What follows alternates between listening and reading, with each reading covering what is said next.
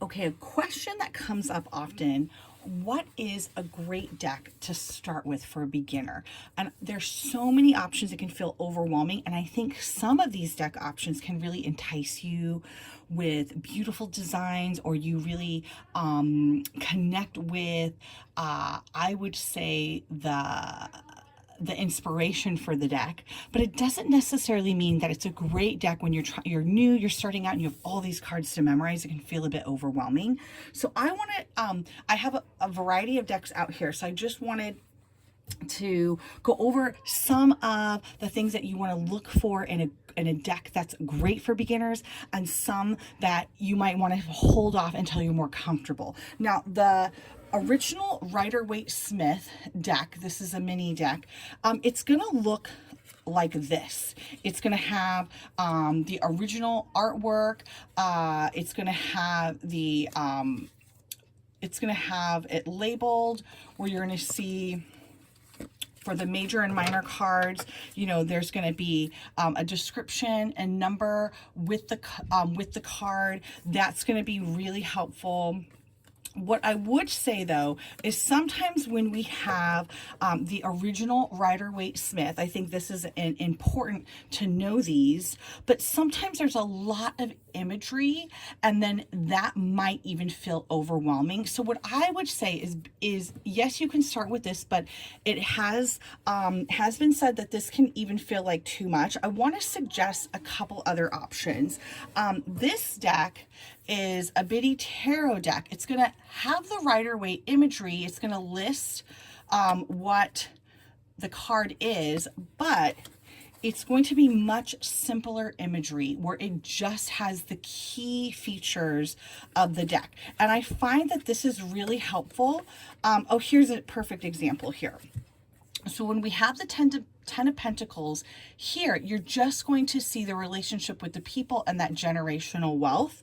The same thing is happening in this card for Ten of Pentacles, but it might feel like for you still have the people, you have the animals, the money all over. It's the same imagery, but this simplifies it in a way that I think is really good for beginners to get the meaning from before you move to this, which might feel like, I'm not sure where my eye needs to look. There's so much in here.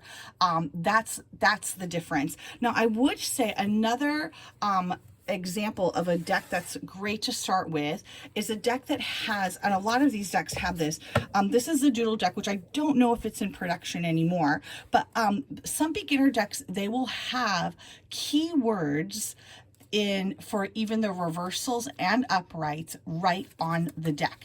So when these decks have this information, that is also what I would find really great for a beginner, because you're having the basic imagery, but you're also having these words. And there's a lot of decks that do this, where they have the keywords on here, just broken down into a few simple elements.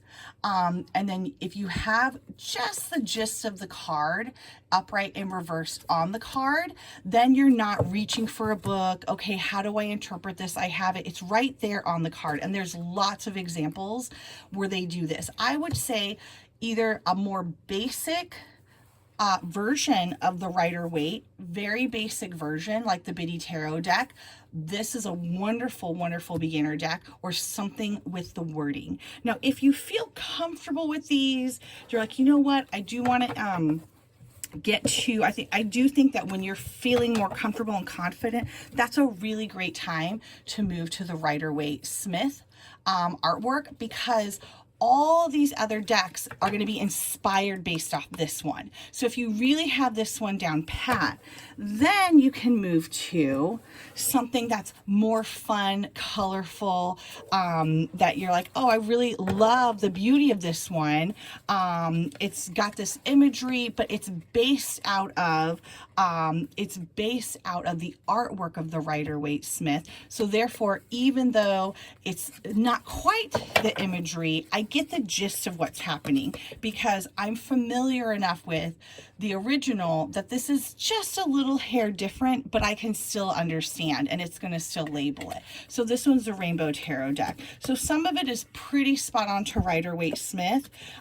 Some of it is got the gist, but not really the Rider-Waite Smith artwork. It's a different interpretation. What I would say would be much harder, and what I would avoid until you get really comfortable, are there going to be these decks that the artwork is beautiful and you're going to really enjoy them.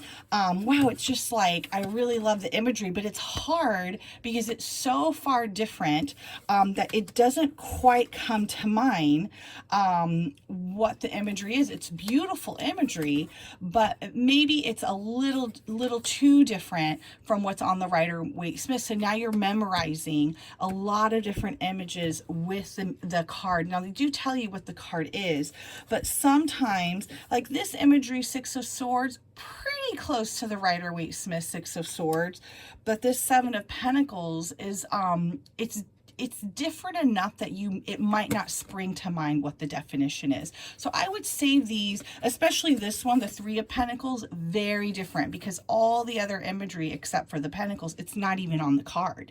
So it's going to be better to start with something like this before you get lured in to something that is like, oh, that's really, I'm really engaged with the imagery, but I have no idea what it means yet. I would save these until you feel a little more comfortable. Now, once you're comfortable with those, there are some decks that are completely different. So this is one that I just had my hands on. This one, some of the imagery is the same, but it really actually, and I do love this, that the images of the cards actually go together and they form, you know, they form like a whole thing, and I love that. And it's like each little one kind of gives an insight, but overall this is very different than these. So this would be very challenging, I think, to start with something like this, really, when you're trying to memorize the imagery and the meanings, because maybe they take elements of this, but they don't have all the information that you're going to find in these cards will not be in these cards. So while they're very similar, I would say this would be like more of an advanced card to pull from.